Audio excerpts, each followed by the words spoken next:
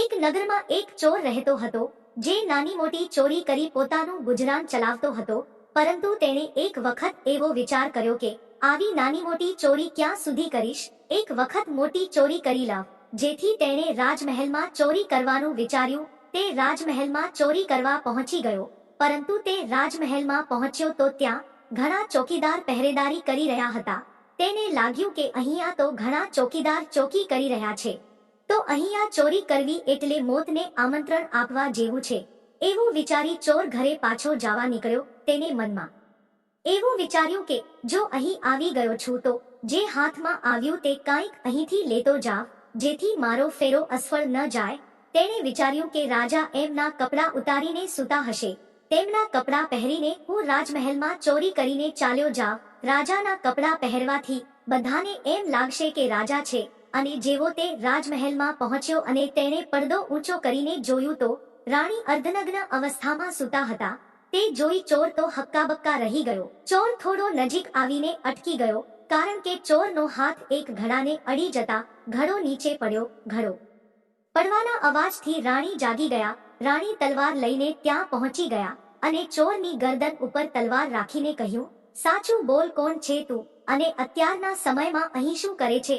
આ માટે ચોરે રાણીને પોતાની ગરીબ પરિસ્થિતિ વિશે જણાવ્યું. મારે નાના બાળકો છે, જો તમે મને મારી નાખશો તો મારા બાળકો અને પત્ની બધાનું શું થશે? હું એક સાવ ગરીબ ચોર છું, માટે મારી ઉપર દયા કરો અને મને જવા દો. તો રાણીએ તેને કહ્યું કે હું તને જવા દઈશ, પણ મારી એક શરત છે. તું જો મારી સાથે હું કહું તેમ કરીશ, મારી ઈચ્છા પૂરી કરીશ, તો હું તને જવા દઈશ. તો ચોરને થયું કે આ તો બહુ જ વિચિત્ર થયું, હવે શું કરું? તો ચોરે કહ્યું કે મને બહુ જ પેશાબ આવી છે, હું પેશાબ કરીને આવું, પછી તમારું કામ કરી દઉં. રાણીએ તેને જવા દીધો અને તે બહાર નીકળવા જ જતો હતો કે પહેરેદારે તેને પકડી લીધો. તો ચોરે પહેલા જેમ રોવા લાગ્યો અને તેની દરેક પરિસ્થિતિ વિશે જે રાણીને જણાવ્યું હતું એવું જ તેણે પહેરેદારને જણાવ્યું. તો પહેરેદારે કહ્યું કે જો તું રાજાને મારી નાખ તો હું તને જવા દઈશ. હવે તો તે ડબલ દ્વિધામાં સંડોવાયો, કારણ કે હવે ચોરને મોત સિવાય બીજું કશું દેખાતું નહોતું. તેથી તે પાછો રાણી પાસે ગયો અને તેણે કહ્યું કે તમે જો રાજાને મારી નાખો તો હું તમારી સાથે સમાગમ કરું. રાણી કામવાસનામાં અંધ હતી.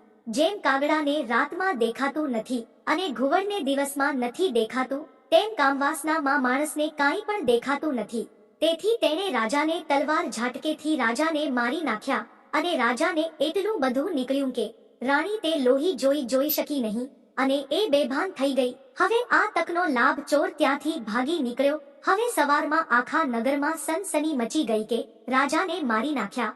રાજાને કોણે માર્યો એવું એક ચોકીદાર જ જાણતો હતો, પણ તેણે આ વાત કોઈને કરી નહીં અને રાજાની અંતિમ ક્રિયા પૂરી થઈ પછી રાણીએ બધાને કહી દીધું કે હું રાજા સાથે સતી થવાની છું. એટલે રાણી ઉપર કોઈ અવિશ્વાસ કર્યો નહીં અને રાણી ચિતા ઉપર શણગાર કરી અને બેસી ગઈ.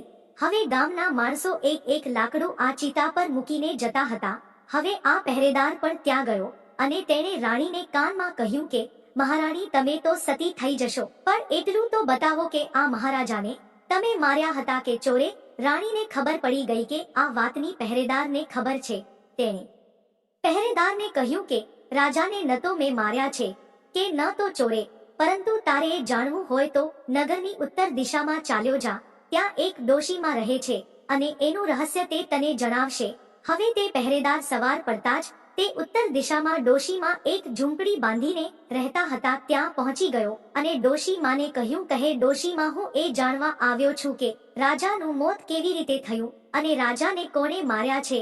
તે ઘરડી ડોશીએ કહ્યું કે તારે તે જાણવું હોય તો કામ કરવું પડશે. મારી ઝૂંપડીની બહાર એક બકરો બાંધ્યો છે, તે બકરાનું માથું કાપી નાખજે અને જેવું તું માથું કાપીશ તે માટે હવામાં અધ્ધર લટક કરશે અને તેના બે કાન પકડી તે તને જ્યાં લઈ જાય ત્યાં તું જતો રહેજે, જેથી તને તારા સવાલનો જવાબ મળી જશે.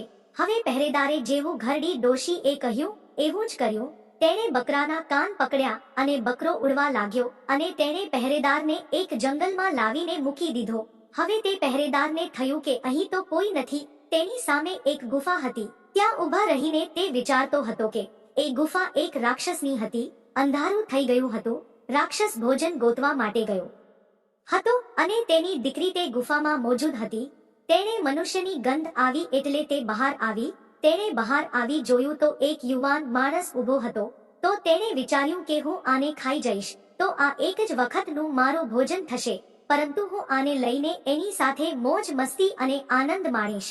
તેણે એવું જ કર્યું. થોડી વાર થઈ તો રાક્ષસ આવવાનો ટાઈમ થઈ ગયો એટલે એણે યુવાનને એક મચ્છર બનાવી ભીત ઉપર ચોંટાડી દીધો. હવે રાક્ષસ આવ્યો એટલે તેને તેની દીકરીએ કહ્યું કે મને મનુષ્યની ગંધ આવે છે. તેની દીકરીએ કહ્યું કે અહીંયા મનુષ્ય ક્યાંથી આવે? મનુષ્યને તો હું કાચે કાચો ખાઈ જા. આવું કહી એના પિતાને એને સમજાવી દીધા. હવે તે રાક્ષસી રોજા તેની સાથે મોત મસ્તી અને મજાક કરતી. પહેરેદારને પણ બહુ મજા આવવા લાગી હતી. દિવસે તે માખી કે મચ્છર બનાવીને રાખતી. આવું ઘણા દિવસો ચાલ્યો. પહેરેદારને હવે એના છોકરા અને એની પત્ની યાદ આવ્યા. ત્યારે તેને એક વખત મોકો મળી ગયો તો તે ભાગી નીકળ્યો અને કેટલા દિવસો તે પોતાને ઘેર પહોંચ્યો. તે પોતાના બચ્ચાને મળી અને ઘણો આનંદ થયો. પરંતુ હવે તેને પહેલી રાક્ષસી યાદ આવવા લાગી. તેથી તે તેના વિશે વિચાર્યા કરતો. એને થયું કે એને મારે ફરીને મળવા જવું પડશે, કારણ કે તે કામવાસમાં આંધળો થઈ ગયો હતો. જેમ બહુ રૂપાળી સ્ત્રીઓ અને નખરા કરવા વાળી સ્ત્રીઓ ઋષિઓને પણ ચલિત કરી નાખે છે, તેમ તે પણ આંધળો બની ગયો અને ફરી પેલી ડોશીમા પાસે ગયો. તેને કહ્યું કે મારે પેલા રાક્ષસની ગુફામાં જાવું છે. તે હવે રાજાના મોત વિશે ભૂલી ગયો હતો.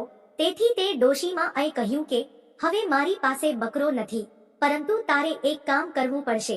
તારા છોકરાને લાવવો પડશે અને એનું માથું તું કાપીશ એટલે તે હવામાં તરશે અને તેના કાન પકડીને કાલે પહેલા તું હતો યા લઈ જશે. તેથી તે પહેલા ઘરે ગયો અને છોકરાને લાવ્યો અને ડોશીમાને કહ્યું કે હવે હું આનું માથું કાપી નાખીશ, કારણ કે તે કામવાસનામાં હતો. એટલે જેવો તલવારનો ઝાટકો મારવા ગયો ત્યારે ડોશીમા એનો હાથ પકડી લીધો અને કહ્યું કે રાજાને ન તો ચોરે માર્યો છે કે ન તો રાણી માર્યો છે. રાજાને આ કામવાસના માર્યો છે. જેવી રીતે કામવાસનામાં આંધળો થઈ તું તારા પોતાના છોકરાને મારવા તૈયાર થઈ ગયો, તેમ કામવાસનામાં આંધળો થયેલો માણસ બધું ભૂલી જાય છે. તેને કંઈ દેખાતું નથી. તે ગમે તેવું હલકું કાર્ય કરી નાખે. મિત્રો, આવી રીતે ધનનો લાલચી માણસ ધનમાં આંધળો હોય છે. તે કશું પણ જોઈ શકતો નથી. તે પોતાના પારકા જોતો નથી અને ધનની લાલચ એને ગમે તે હદે લઈ શકે છે. એટલે એક તેનો વિશ્વાસ ન કરો. બીજો જે ક્રોધી માણસ હોય તેનો વિશ્વાસ ન કરો, કારણ કે ક્રોધ આંધળો છે. માણસ ગમે તે કરી નાખે છે, પછી એને આખું જીવન પસ્તાવાનો વારો આવે છે. ક્રોધમાં તે બુદ્ધિ અને વિવેક ખોઈ બેસે છે અને તે પોતાનું કે પરાયું કાંઈ જોઈ શકતો નથી. એટલે આ ત્રણ પર ક્યારેય વિશ્વાસ ન કરો. મિત્રો, વિડીયો પસંદ આવ્યો હોય તો વિડીયોને લાઈક કરી ચેનલને સબસ્ક્રાઇબ જરૂર કરશો. ફરી મળીશું એક નવા વિડીયોમાં. ત્યાં સુધી આવજો. વિડીયો પૂરો જોવા બદલ તમારો ખૂબ ખૂબ ધન્યવાદ.